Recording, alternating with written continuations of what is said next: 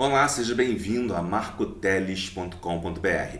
Hoje nós vamos falar, continuando o nosso estudo sobre o comentário bíblico de Gênesis, estamos no capítulo 2, vamos falar sobre como Deus criou a mulher, especialmente no capítulo 2, versículos 18 a 25, e vamos analisar isso e meditar nesta palavra. Espero que seja útil para você e que abençoe a sua vida. Diz o versículo 18: E disse o Senhor Deus: Não é bom que o homem esteja só. Far-lhe-ei uma adjutora que esteja como diante dele. Havendo, pois, o Senhor Deus formado da terra todo animal do campo e toda ave dos céus, os trouxe a Adão, para este ver como lhe chamaria. E tudo que Adão chamou a toda alma vivente, isso foi o seu nome. E Adão expôs os nomes a todo gado e às aves do céu e a todo animal do campo, mas para o homem não se achava adjutora que estivesse como diante dele. Ou seja, não se encontrava ainda, não existia uma companheira para Adão que fosse semelhante a ele, que ele olhasse para ela e que se identificasse, identificasse nela alguém que também fazia parte dele, né? Alguém que fazia parte dele. É interessante que nós formamos nossa identidade quando olhamos para as pessoas e reconhecemos coisas que nós compartilhamos com essas pessoas e que também gostamos de entender. Às vezes nos juntamos a grupos que são semelhantes a nós, né? Por exemplo, você se junta à igreja porque existem servos de Deus ali e há uma identidade nisso, uma formação de identidade, uma identidade de servo de Deus, daquele que temente a Deus. Então procure sempre estar com as pessoas corretas. Aliás, Jesus nos diz: dize-me com quem andas, que direi quem tu és. Mas Adão não tinha exatamente com quem ele andar junto, porque os animais eram muito diferentes dele. Claro que Adão tinha o contato com Deus, e o contato com Deus é maravilhoso, né? O maior contato possível que um homem pode ter. Mas Deus, ele pensou no homem, ou melhor, na própria humanidade, e quando ele criou a mulher, porque ele viu que é importante que nós não estejamos sozinhos. E para não estar sozinho, é necessário que um seja complemento do outro, ou seja, que os dois não sejam iguais, mas que sejam complementos, macho e fêmea. O macho e a fêmea são um complemento físico, emocional e espiritual um do outro. É importante que valorizemos o casamento monogâmico heterossexual, para que nós entendamos que este é o plano de Deus. Quando Deus cria Eva, Deus cria ela do sexo feminino, né? O contrário do sexo de Adão, e ao mesmo tempo cria uma só. Ele não criou Adão e um outro sujeito, ele criou a Eva. Porque a necessidade de perpetuar a espécie, a necessidade de perpetuar a humanidade. E é importante também que quando ele se junta a Eva, eles se formam um tipo de unidade. Eles formam uma unidade. E essa unidade é interessante que nós vamos ver que cada um deve estar controlando um ao outro, um ajuda o outro no seu crescimento espiritual, pessoal, profissional e todas essas coisas. E precisamos estar atentos, porque esse crescimento só ocorre com o casamento monogâmico heterossexual. Outra possibilidade, não há de haver crescimento entre seres humanos, né? Em relações de casamento. Casamento significa exatamente isso, unir macho com fêmea. Não existe casamento de fêmea com fêmea, nem macho com macho. Casamento é unir macho com fêmea, de espécie humana, tá? Ainda tem alguns querendo unir espécies diferentes, que é um absurdo total. Então nós vemos aqui que Deus cria a mulher para Adão, porque ele vê que a mulher é boa para o homem, né? O casamento será bom para o homem. E Deus, ele cria macho e fêmea para que eles estejam juntos sempre. Jesus fala sobre isso e diz que Moisés permitiu o divórcio para os fariseus e os judeus porque eles tinham um coração duro, não conseguiam conviver bem com as mulheres. Então eles meio que Deus permitiu para que não fossem castigados, porque eles cometeriam aquele pecado de qualquer forma. Significa que eles seriam cada vez mais tentados a cometer pecados, e Deus, para que não pecasse, ele colocou o divórcio ali como um escape, né? Mas não era ideal. Jesus diz que o ideal é que homem e mulher vivam juntos depois que casam por toda a vida, certo? Não há como pedir divórcio, isso não existe na Bíblia. E é interessante que quando Deus percebe isso, ele tem mais um cuidado com Adão. Ele faz Adão cair no sono, como nós vemos no versículo 21.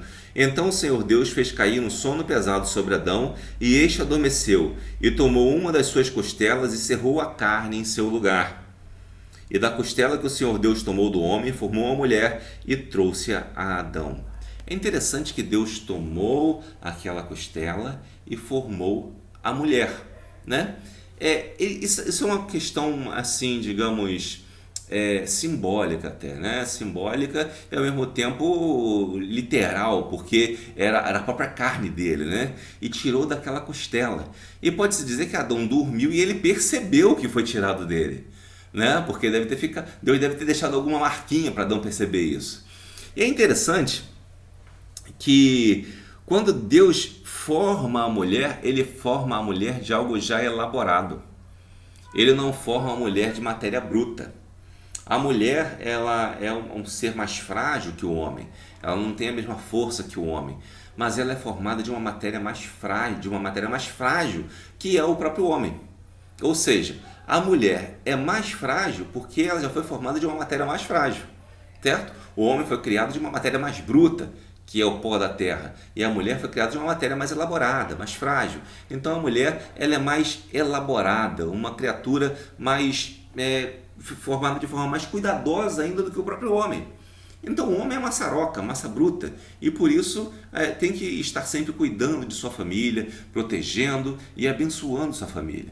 A finalidade do homem, por ser essa maçaroca, digamos assim, essa força bruta, é interessante que ele esteja sempre cuidando da sua família, mesmo que não seja um homem violento. Aliás, nunca deve ser um homem violento. O homem violento não é um homem, é um animal. Então devemos tomar cuidado com isso, mas devemos estar sempre cuidando da nossa família de forma correta, porque Deus nos deu uma capacidade para cuidar daqueles que precisam de nossa ajuda, da forma que precisam. E é interessante que Deus formou a mulher Adão e trouxe-a a Adão. Ou seja, parece que Deus pegou a mulher e ainda fez num lugar especial, né? Ele trouxe a Adão, não foi ali no mesmo lugar. Deus tirou a costela de Adão e fez Eva num lugar especial. Ou seja, Adão foi feito ali no meio do lodo, mas a mulher foi feita em outro lugar. Deus foi para o ateliê para fazer a mulher. Então você dizer de repente que a Bíblia é machista, de onde tirou isso? É uma leitura equivocada totalmente que fazem. Porque, preste atenção, Deus criou a mulher de uma coisa mais elaborada, de um material mais elaborado, e ainda criou em outro lugar, um lugar diferente. Não foi no mesmo lugar que Adão foi criado, um lugar bruto, sujo, no lodo. Não, a mulher foi criada de forma especial. E por isso uma mulher cristã jamais deve dar ouvidos a ideologias feministas que tentam levá-la por caminhos estranhos e até a negar a palavra de Deus. Não deixe que isso aconteça. E quando Deus trouxe a mulher a Adão, e disse a Adão, diz o versículo 23, esta é agora osso dos meus ossos e carne da minha carne. Essa será chamada varoa, porquanto do varão foi tomada. Eu gosto desse termo varão, varoa, porque tem mais a ver com o texto original, né? Que é como se fosse um feminino do mesmo gênero. Quando você bota homem e mulher, parece que são duas coisas diferentes, embora não sejam, obviamente. Parece que são duas coisas de outra origem etimológica. Mas quando você bota varão, varoa, você dá a mesma origem, né? A mesma origem uma coisa a outra. E aí você percebe que eles são semelhantes. A única coisa que muda é o sexo, a qualidade, essa qualidade especial, né? E essa qualidade especial faz toda a diferença na complementação da espécie, na complementação e na perpetuação. E você, como ser humano, você se complementa também nessa questão de ser alguém que sirva a Deus, que viva conforme a palavra de Deus em casamento e na sua vida emocional de um modo geral, certo? Então, e diz Deus o seguinte, portanto deixará o varão seu pai e sua mãe e apegar-se-á à sua mulher e serão ambos uma carne, né?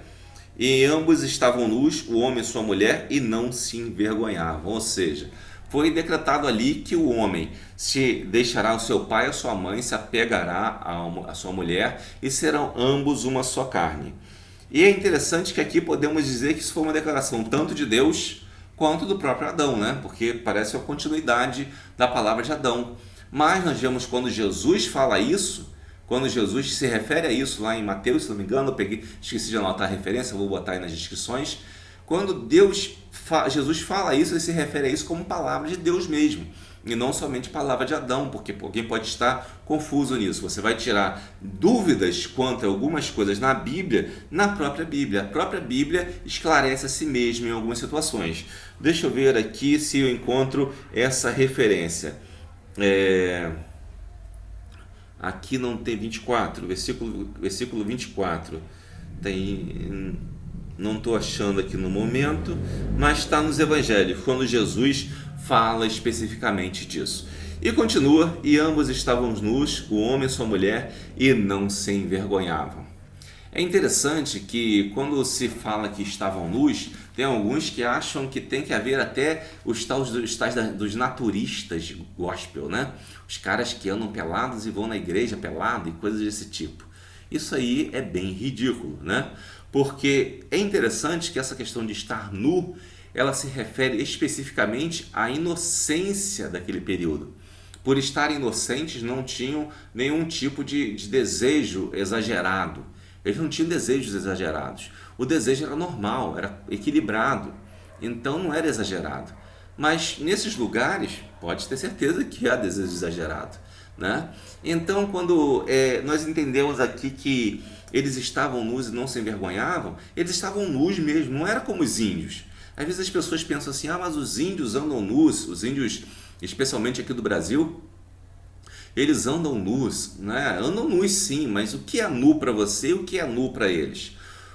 Às vezes uma índia está só com um fiozinho, né? Um fiozinho na cintura, e aquele fio já é roupa para eles. Às vezes a gente tem uma noção de que roupa tem que cobrir todo o corpo, mas mudando de cultura, as roupas mudam, mas o conceito de decência, ele permanece. A decência para um esquimó é uma, para um índio é outra, para nós é outra. E ela varia muito, e exatamente por variar, ela tem uma constante, e a constante é a decência. A decência ela é a constante. Ou seja, na nossa sociedade, uma mulher que sai de mini saia o tempo todo, uma crente especialmente, que sai de mini saia o tempo todo, não demonstra realmente decência com a sua vida espiritual, com a sua posição de crente, de cristã, de serva de Deus, para dar um exemplo. Um homem de Deus, por exemplo, não pode estar sempre sem camisa, digamos assim, né? Pode estar até em casa, num momento próprio, dentro de casa só, mas sair para a rua sem camisa só num caso muito extremo, muito raro. Então devemos cuidar para manter a decência. Cuidar para manter a decência e evitar determinados tipos de ações que venham a prejudicar a nossa comunhão com Deus, certo? Então essa foi a nossa meditação de hoje sobre Gênesis capítulo 2. Ontem eu falei sobre os versículos 4 a 17, já falei sobre o capítulo 1 anteriormente, né? E hoje eu falei do versículo 18 ao versículo 25. Você pode conferir na sua Bíblia aí em casa, e que Deus o abençoe rico e abundantemente, e que a palavra de Deus esteja cada dia no seu coração. Amém.